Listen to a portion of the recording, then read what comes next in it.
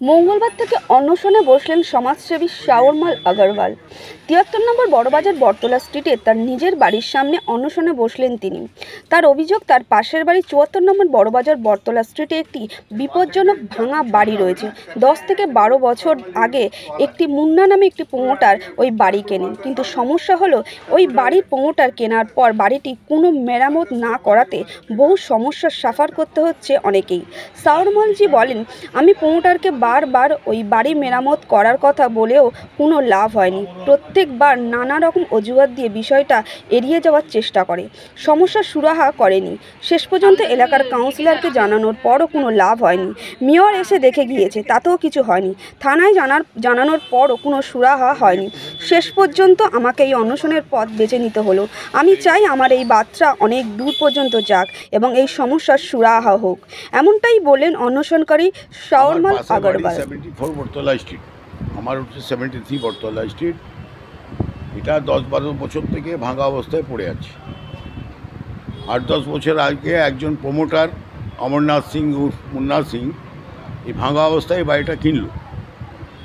তখন ট্যানেন্টদের সঙ্গে ল্যান্ডলর্ডের কোনো ঝামেলা চলছিল, হাইকোর্টে কেসে ছিল যতদূর আমি জানি।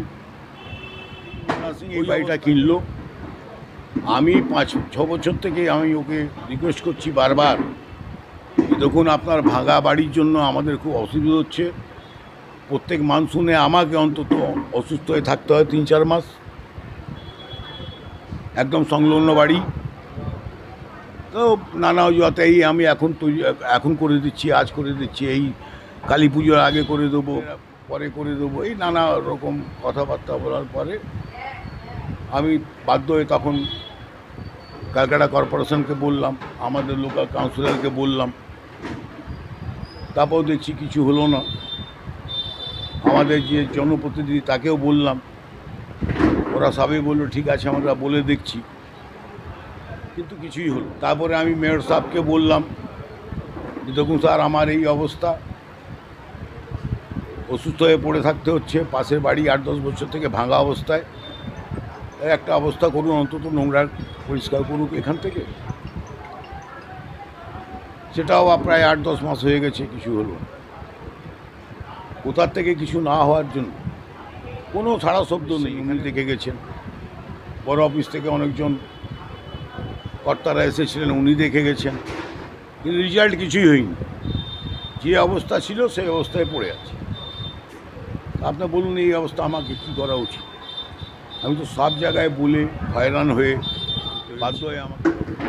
প্রমোটারের ব্যাপার এটা যে এত বড় পাওয়ারফুল প্রমোটার, শুধু এই বাড়ি না, এই আমাদের ওয়ার্ডে অনেকগুলো বাড়ি, ২তলা বাড়ি ৫তলা করে দিয়েছে, এখনও চলছে।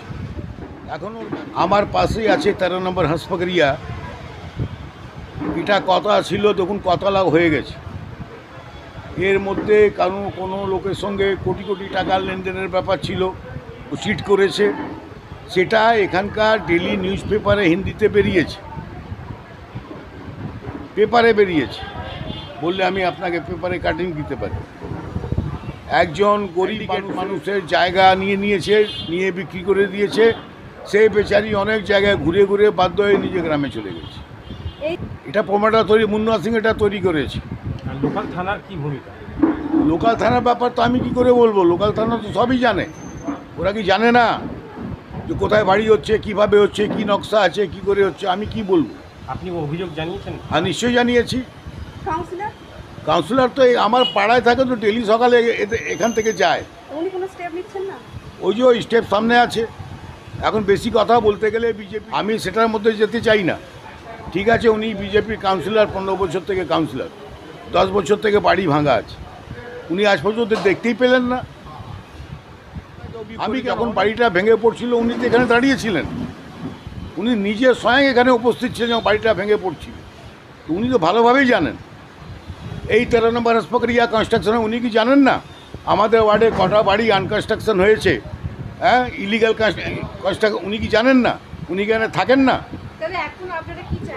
আমি চাইছি এটা সরকার আর প্রশাসনের উপর মহল পর্যন্ত আমার এই দাবি যেগুলো আছে ওগুলো পৌঁছাক।